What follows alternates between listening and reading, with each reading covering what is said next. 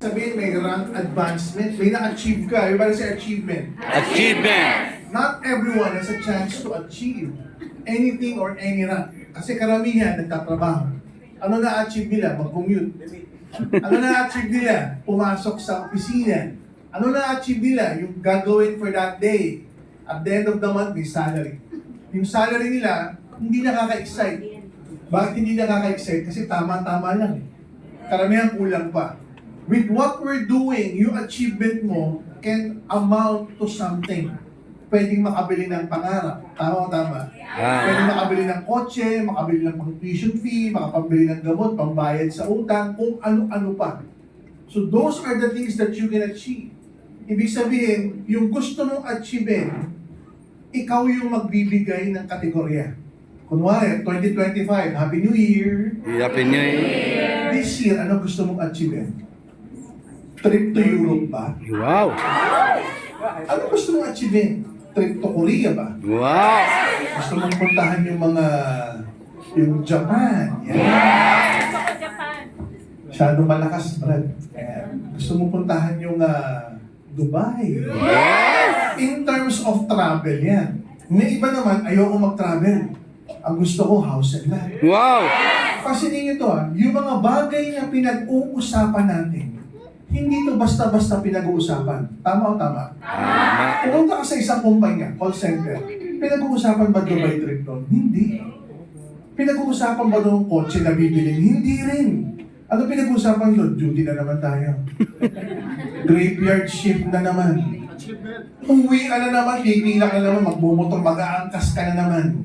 Yun yung pinag-uusapan. Whereas with us, we're talking about achievement, we're talking about goals, we're talking about awards, yung pwede mong ma-achieve on a monthly, on a yearly basis. And that is something so powerful.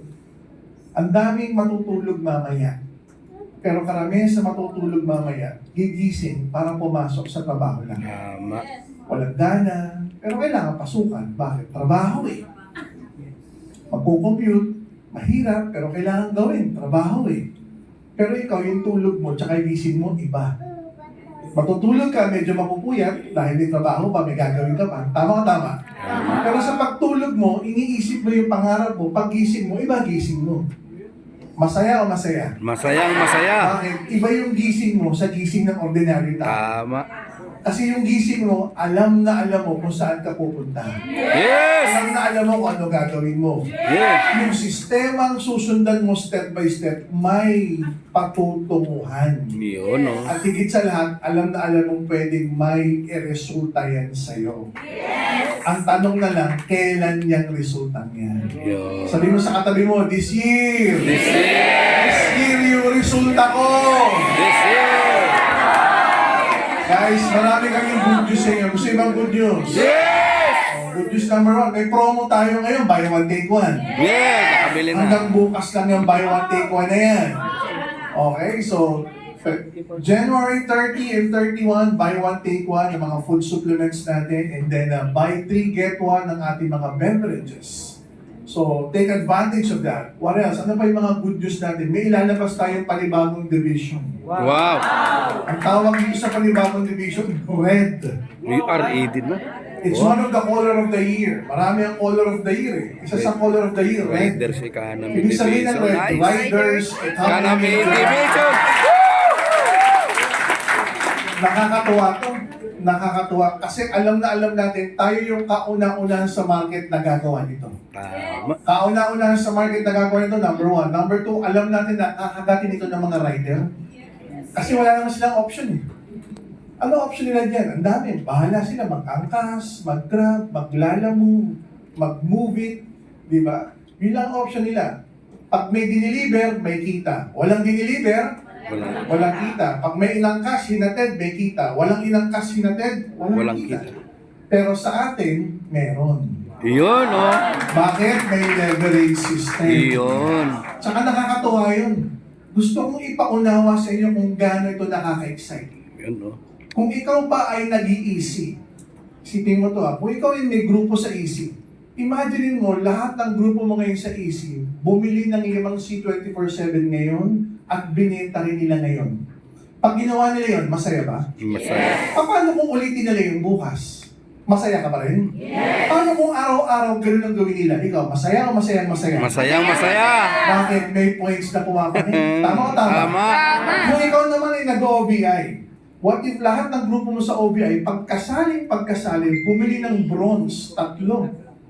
Ni-reorder, tas binenta ngayong araw. Maganda ba yun? Yes! Tapos inuulit nila kinabukasan. Maganda ba yun? Yes! Tapos araw-araw, inuulit nila, binibenta. Masaya o masaya ka? Masayang masaya. Bakit? Kasi may points na pumapanik. Tama o tama? Tama. Imagine mo to, sa red, pag may sumali sa red, ang gagawin niya, mag-angkas ng tao, maghatid mula dito hanggang doon. Nakakita ka na ba na mag-aangkas lang sa isang beses ng maghapon? Hindi, di ba? Usually yan, 5 beses, 10 beses, minsan nga, 15 hanggang 20 times a day, naghahatid ng tao yan eh. Tama o tama? Tama. Imagine mo, downline mo yun. Kada hatid niya ng tao, may points na papanik sa'yo. Eh isang araw, sa loob ng isang araw, isang beses lang ba siya maghahatid? Hindi. Kung ilang beses siya maghahatid ng tao, kung ilang beses siya magdi-deliver ng anumang produkto at serbisyo, may points na papanik at papanik sa'yo. Yan ang naantay ko eh. Yun yung opportunity sa red. Eh walang ginawa yung ngayon kung di mag-deliver na mag-deliver ah. Tama o tama? Walang ginawa yung kung di mag-angkas na mag-angkas ah. Tama o tama? So isipin mo downline yung transaction. Points na papanik at papanik. Nice. So dun sa mga riders, magiging masaya sila. Why? Kasi payayamanin sila eh.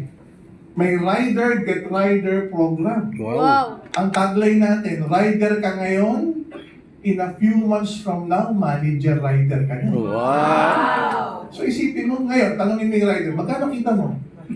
Grabe, walang pahinga. Pahinga ko lang ihit, tsaka kain. Magkano kita mo? 20,000 per month. 12 oras ako nasa kalsada. Yan yung mga usual na kinikita nila eh. 12 hours kang deliver ng produkto, 12 hours kang angkas ng tao. Walang pahinga. 5 years from now, magkano kita niya? Ganun pa rin.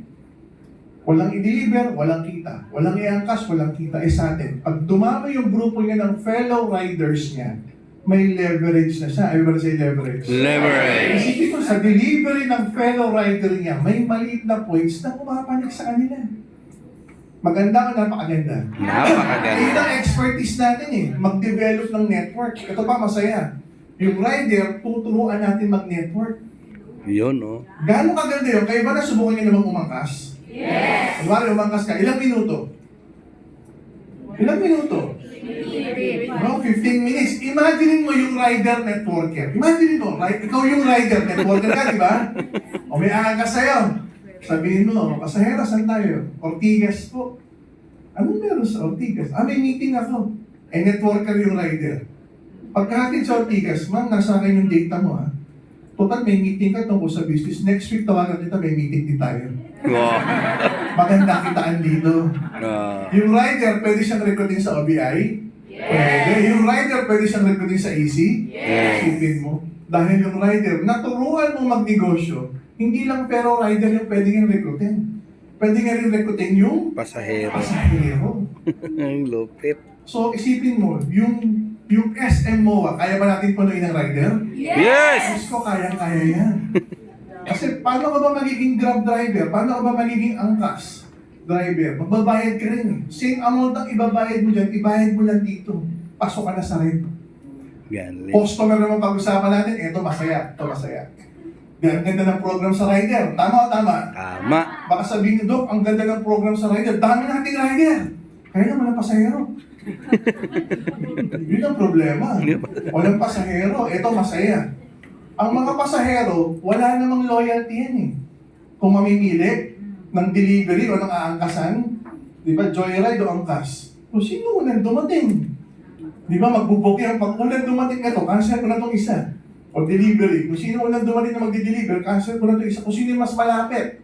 Tama o tama? Yes. What if sa atin, pag dinownload yung app, unang gamit mo, 50% off. Wow!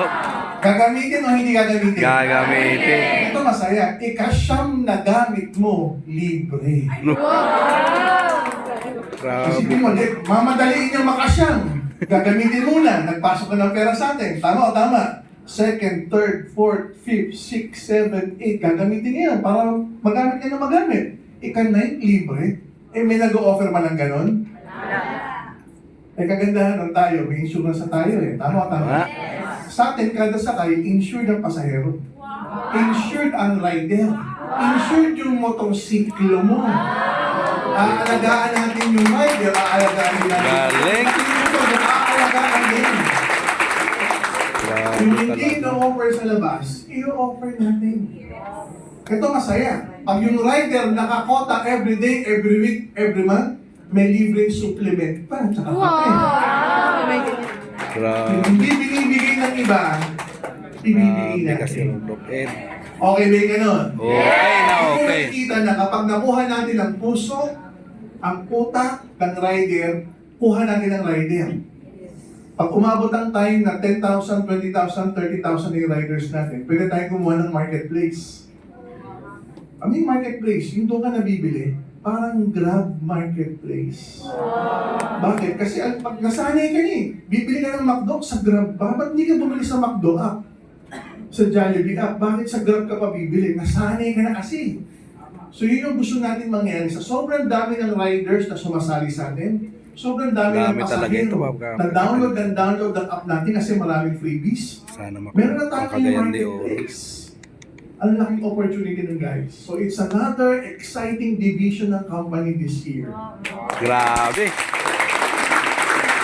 Ang tawag yan, innovation. Everybody say innovation. Innovation. At hindi tayo nahuhuli doon. Yun. Bukod sa innovation, meron din tayo expansion. Everybody say expansion. Expansion. As we talk right now, ang pangako ko last year for 2025, magbubukas tayo into 5 countries. Okay, Burundi, South Africa, Senegal, Indonesia, tsaka New Zealand. Grabe. Guys, January pa lang ngayon. January pa lang ngayon, bukas na ang Burundi tsaka ang South Africa. Official launching na lang ang pinag-uusapan. Official launching na lang. So in short, itong tatlo mabubuksan. Sa tatlong to, pinaka-excited ako sa Indonesia. Diba sa Indonesia? Indonesia. Diba wala pa, sumigaw lang agad yung iba eh. Bakit kaya? Kasi ang Indonesia, 260 million population. More than double the Philippines. Can you imagine, makakuha ka lang ng 2 leader sa left, 2 leader sa right na Indonesians? Na sila magpapayo sa Indonesia? Eh yung points na igagather nila nun, na ipuproduce nila nun sa grupo mo, pasok o hindi pasok? Pasok na pasok. Yun eh. So napakalaki na opportunity. Now, these 2 very reasons na binanggit ko, innovation, tsaka expansion, ito yung meron tayo na wala sa ibang iba. kumpanya. Tama. Yes. Tandaan mo yan. Yan yung meron tayo na wala sa ibang kumpanya. Innovation. Pag-usapan natin expansion. Diba?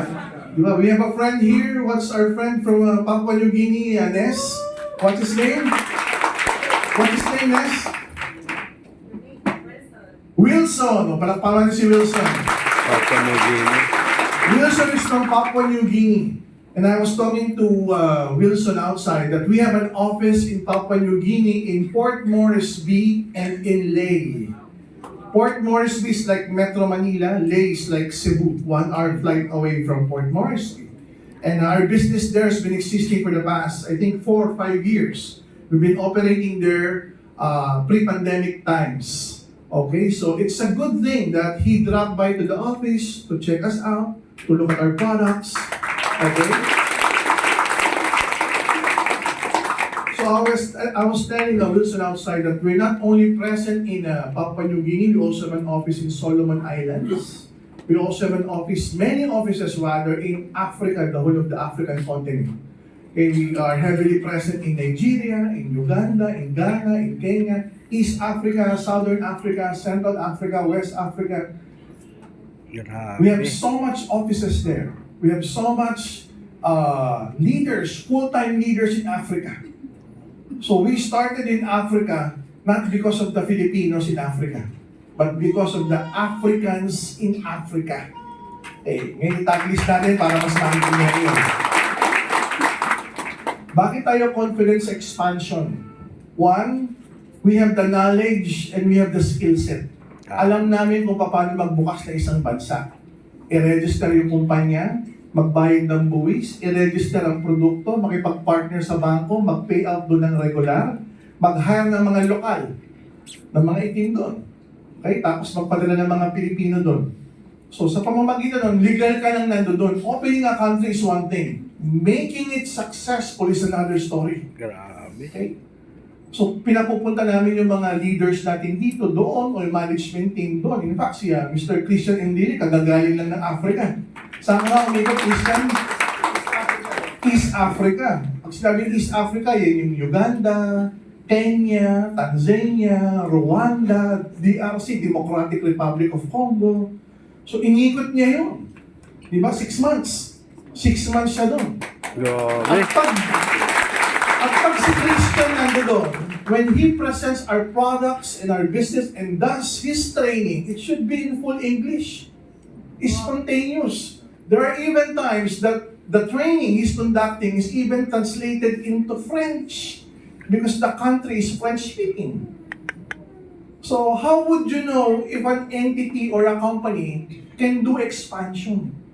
Pag yung may-ari, ganito magsalita, "Good morning. Congratulations. Today we are here because of this event." Pag yung may-ari, pag nagsalita, may idiot card pa, hindi spontaneous, hindi pwede mag-expansion yan. Tama o tama? Tama. Di ba? Hindi pwede mag-expansion yung ganyan. Anong gagawin nila dun? Kung yung mga may-ari mismo, hindi kaya makipag-negotiate, makipag-communicate sa ibang lahi ng diretsuhan, spontaneous, paano ka mag-expand yan? With us, we've been expanding for more than a decade. Mahigit 10 taon na po tayo nag-expand sa Panalo. Nakakatuwa nga, kanina lang kachat ko yung isang leader sa Nigeria. Everybody say Nigeria. Nigeria. We're talking about the schedule of kick-off training ng grupo niya. Schedule lang ng kick-off training ng grupo niya sa Nigeria. Isang grupo lang to. Alam mo, pinag-usapan namin kung ilan attendees. Tanong niyo kung ilan? Ilan? 30,000. Grabe. Kick-off training ng isang grupo sa Nigeria. Ang aattend, 30,000. Grabe. At tapos sabi pa sa akin, "I'm sorry, Doc. I'm so sorry. It's only 30,000. Last year, we were 45,000. Last year daw, 45,000 sila. Kasi iba nasa probinsya pa, wala pa dun sa sentro. So, can you imagine that? Nakapag-expand tayo sa Nigeria, tumawid tayo ng Africa, at ang kausap natin doon, Africans na. May ibang company, tumawid, Hong Kong, ang kausap, Pinoy din. Tumawid, Japan daw ang kausap, Pinoy din. Tumawid, Dubai kausap, Pinoy din. Eh di sana nagsibu ka na lang, mas mura pa. Tama. Tumawid ng bansa, pero hindi tumawid ng lahi. Ang Yun. kausap, Pinoy din. Makikita mo yung company nila, nasa ibang bansa, pero nagpe-present, Pinoy. Taglish, o Tagalog, o English man, walang nagpe-present ng ibang lahi. Sa atin, ang dami na. That's expansion. Second is innovation. Almost 2 years ago, nilabas natin ang OVI, Digital Insurance. More than a year ago, nilabas natin yung sarili nating payment gateway kung saan tayo nagpe-pay out ngayon. Bibo. Okay? Dati-dati ang Bibo, 2 beses ka lang mag-click. Tuesday, tsaka Friday. Ngayon, MWF na. Ngayon, pwede ng araw-araw kasi ang DRB o Direct Referral Bonus, araw-araw na. Yun, no? Sige mo, kahit Sabado, pwede ka mag-encash. Kahit Linggo, pwede ka mag-encash ng DRB. Gusto mo ma-excite? Yeah. Abangan nyo yung buying, abangan nyo yung group sales. na NWF. Gusto niyo ba maging Monday, Tuesday, Wednesday, Thursday, Friday? Abangan niyo. So in short, paganda ng paganda. Tama po ba? Yes! So ganun kalupit, sarili nating payment gateway. Tapos naglalabas pa tayo ng red. So Yun these ang are innovations ng company na wala sa iba. tama. Okay? Wala sa iba. Kaya nga pansinin nyo, kapag kahit 18 years na tayo, going 19 years, may mga bagong opportunity na pwedeng pumutok na hindi tinatap before. Like yung mga riders. Hindi mo naman kinakausap dati yan eh. Bakit? Sabihin mo na kung mahirapan yan sa, sa OBI na 9990. O mahirapan yan sa easy na 10.5. Eh ngayon, pag meron na tayong red, kayang-kaya nila yung package doon kasi pang-rider talaga yun. Yun, oh. Pang-masa. So, abangan nyo na guys, this is something disrupting, this is a game changer. And anything na i-disrupt natin, lagi naman ganun eh. Any technology na dinidisrupt yung mga bagay-bagay will create wealth. Ngayon, pag nag-create ng wealth to, sino-sino ang kasama natin dito? Yun. Kami, yun. So exciting. So I hope and I pray when we launch this, maalala mo, ito yung sinabi ni Doc eh, innovation ng company. Diba? Kaya nga, ang daming kumikita sa OBI. Ang daming kumikita sa EC. Okay, may mga kumikita rin sa franchising, sa Alpha East. Ngayon, ilalabas pa natin Red Riders Economy. Abangan niyo yan. Yes. So with that, I want to see all of you in the nearest future. Kayo yung may pinakamalaking grupo sa Red. Yun! Woo! God bless you everyone. Thank you very much. Alam ko, meron ba tayong mga tatawagin ng mga awardees para sa ating top 10? Jason, take it away. Yes! Uy, bakit wala mic? Yeah!